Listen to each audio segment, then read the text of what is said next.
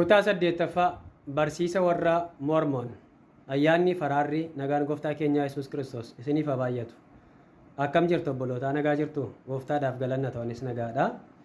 Please namoonni viidiyoo kana isin bira ga'ee akkuma amala keessanii repost gochuu hin dagatinaan isiniin jedha. Sababni isaa maaliifi barsiisonni hamoo ta'an barsiisota baay'eetu addunyaa kanarratti ka'ee jira. Isa kana beekuun keenya immoo akka amantoota wangeelaatti baay'ee nuuf barbaachisaadha. Sababa kanaafi namoota bira akkanaa qaqqabunaa taasisaan isiniin jedha. Egaan waa'ee barsiisa warra Mormoon kana ka'umsi isaanii, akkaataa isaanii, barsiisni isaanii maal akka fakkaatu ilaalaa turreerraa. Har'a isaanumti jechuudha warri Mormoon kuni fayyina bara baraa ilaalchisee barsiisa akkamii qabu kan jedhu ilaalla. Fayyina bara baraa ilaalchisee barsiisa akkamii qabu kan jedhu ilaalla. Tokkoffaa irratti Yesuus yeroo dhufutti Yihudoonni marti Yerusaalemitti walitti qabamu jedhanii amanu. Yeroo Yesuus dhufutti Yihudoonni hundi isaaniiyyuu Yerusaalemitti walitti qabamu jedhu. Hordoftoonni amantaa Mormoon immoo haala ajaa'ibsiisaa ta'een biyya Ameerikaa keessatti walitti qabamu jedhaniitu amanu. Kun ragaa macaafa qulqulluu hin qabu. Akkaataa isaan itti barsiifatanidha jechuudha. Yookaan akkaataa barsiisa isaaniiti. Yeroo darbee mata duree marsaa 7ffaa keessatti dubbadheen ture. Kitaaba mataa isaanii akka isaan qaban macaafni qulqulluu qofti gahaa miti jedhaniitu kitaaba mataa isaanii akka amantaa isaanii deeggarutti barreeffatanii kaa'atanii jiru. Sanarraa fayyadamu jechuudha. Wantoota akkas akkasii caafata qulqullaa'aarra waan hin jirredha jechuudha. Lammaffaanii fayyinni kan ta'u amanuun, qalbii jijjiirrachuudhaan, cuuphamuudhaan, harka irra kaa'uudhaan, kadhachuudhaan, miseensa waldaa kiristaanaa sanaa ta'uudhaan, seerota eeguudhaan, akkasumas Yoseef nama amantii sana jalqabe Ismiizii fi kanneen tajaajiltoota ta'an hundumaa akka qulqullootaatti amananii fudhachuudhaan itti fayyinni ta'a jedhanii amanu. Irran isinii deebi'a. Fayyinni kan ta'u amanuudhaan, qalbii jijjiirrachuudhaan, cuuphamuudhaan, harka mataa namaarra kaa'uudhaan, kadhachuudhaan, miseensa waldaa kiristaanaa sanaa ta'uudhaan yookaan miseensa warra Mormoon sanaa ta'uudhaan, seerota eeguudhaan, Yoseef nama amantii sana jalqabee akkasumas Ismiizii, Yoseef Ismiizii jedhamanni, Ismiiziin abbaa isaati fi kanneen isa booda tajaajilaa turan hunda isaanii akka qulqullootaatti amananii fudhachuudhaaniti fayyinni ta'aa jedhaniitu amanu. Kanaa wajjin kan wal fakkaatu warra Ortodoksii yoo ilaaltanii warri Ortodoksiidha namoonni qulqullootatti amanuu qabu. Cuuphaanis immoo gosa fayyinaa keessaati isa tokkodha. Seera garaagaraa eeguun barbaachisaadha jedhaniitu amanu jechuudha. Warri Islaamaa immoo maal jedhu? Nabiyyoota hundumaattiyyuu amanuutu namarra jiraata fayyina kana argachuudhaaf jedhu. Nuyi warri macaafa qulqulluutti amannu yookaan immoo amantoota wangeelaa taane abbaa, ilma, hafuura qulqulluu sadan waaqayyo tokkootti kan amannu immoo namni kan fayyu Kiristoos Yesuusitti amanee isa duukaa jiraachuudhaan fayyinni argama nuun jedha macaafni qulqulluun. Sadaffaa, cuuphaan bakka guddaa waan qabuuf isaan biratti namni du'e tokko cuuphamee harki mataarra kaa'ameetu awwaalama. Isaan biratti cuuphaan baay'ee bakka guddaa waan qabuufi namni du'e tokko erga du'eeyyuu jechuudha cuuphameetu harki mataarra kaa'amee awwaalamaa jechuudha. Akka kanattiin fayyinni argama jedhanii fayyinaaf ulaagaa isaan lafa kaa'atanii jiranidha waan ta'eef. Arfaffaa, namoonni hundinuu fooniin ka'u jedhanii amanu. Namni hundinuu fooniin ka'aa jedhanii amanu. Foon kun garuu foon isa kam akka ta'e baay'ee adda baasanii hin eeranii.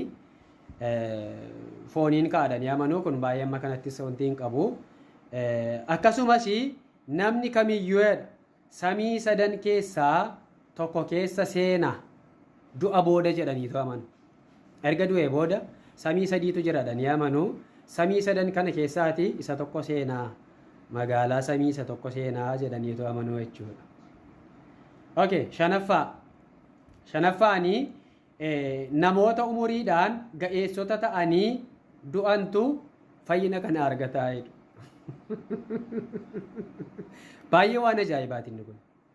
Namoota umuriidhaan ga'eessota ta'anii du'antu fayyina kana argataa jedhu. Akkas taanaan namni umuriidhaanii xiqqaatti du'ee isaan biratti akka amantii isaaniitti fayyina hin argatu yookaan mootummaa waaqayyoo hin galu jedhaniitu amanuu jechuudha. Baay'ee rakkistuudha isheen kun.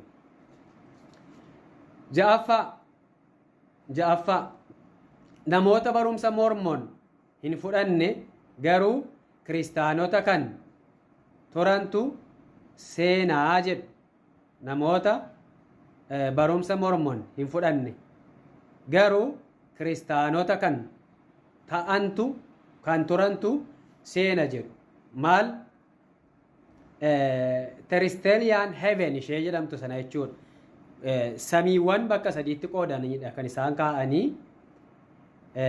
Samiiwwan bakka sadanitti qoodaman kana keessaati terrestrial heaven kan jedhamu samii isa tokkodha jechuudha.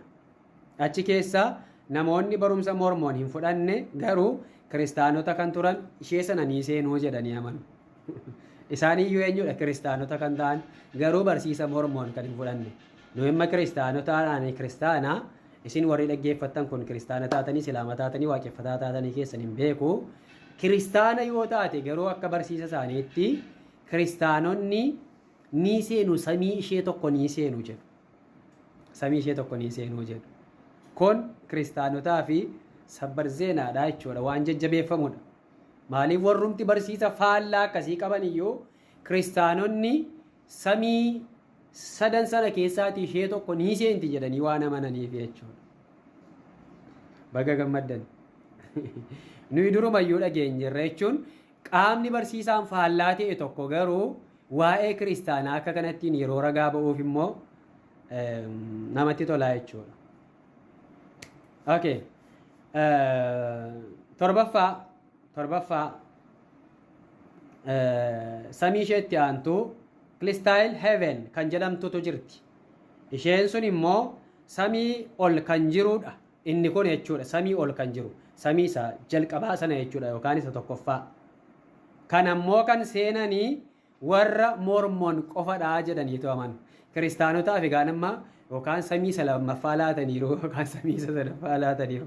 Ofii isaaniitiifoo crystal heaven ishee jedhamtu samii isa ol aanaa isa tokkoffaa sanaa ishee sanaa warra mormoon qofatu seenaa qaamni biraa seenuu hin danda'u jedhaniitu taa'umsa isa olaanaa sana ofii laatu jechuudha.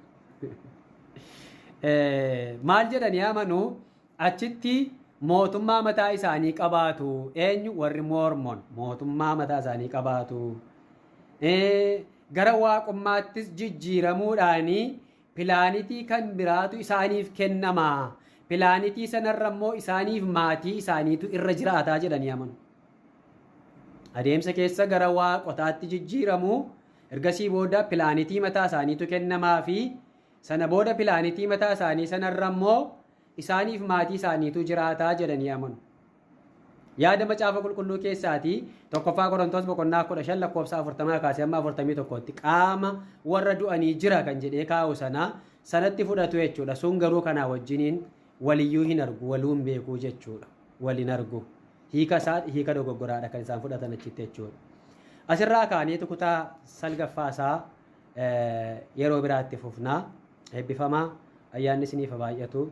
Yeroo gaarii qabaadhaa waan gaaffii isinitti ta'e yoo jiraate gaafachuu dandeessu. Eebbifamaa.